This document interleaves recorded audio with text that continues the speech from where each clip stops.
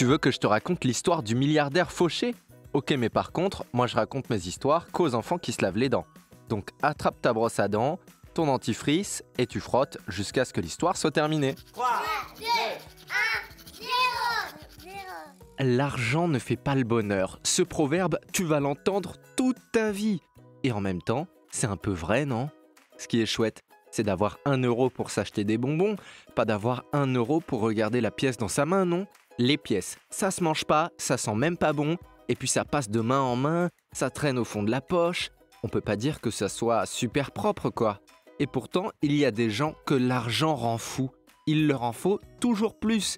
D'abord, ils en ont un tout petit peu, et puis ils achètent un petit paquet de fraises Tagada, par exemple, et puis ils veulent un deuxième paquet, alors il faut encore plus d'argent, et à la fin, ils veulent aussi des crocodiles, des nounours en chocolat et plein de guimauves, et il en faut encore plus. Sauf que l'argent, eh bien, ça ne pousse pas dans les arbres. Sinon, tout le monde passerait sa vie dans les jardins. Tu imagines, toi? Tu plantes une pièce, tu l'arroses régulièrement, et sort de terre un arbre avec des billets de 10 € qui commencent à bourgeonner au printemps? Ce serait vraiment super chouette, je suis d'accord. On serait plus obligé d'aller au travail le matin, quand le réveil sonne. On pourrait rester sous la couette et regarder les dessins animés le matin en mangeant des céréales. Mais si tu fais ça quand t'es grand, eh bien ton patron, il t'attend et il est pas content. En fait, les seuls qui peuvent regarder des dessins animés le matin, ce sont les milliardaires.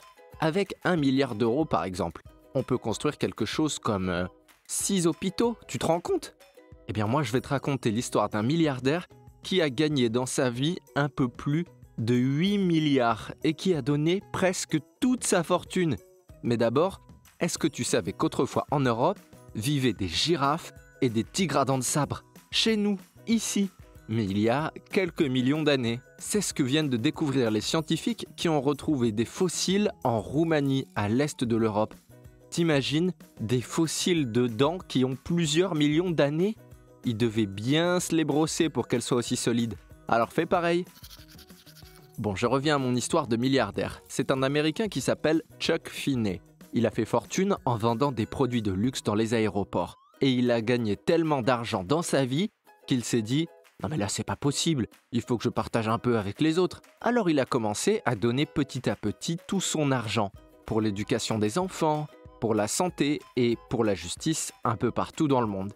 Avec l'objectif d'avoir dépensé toute sa fortune au service des autres au bout de 40 ans.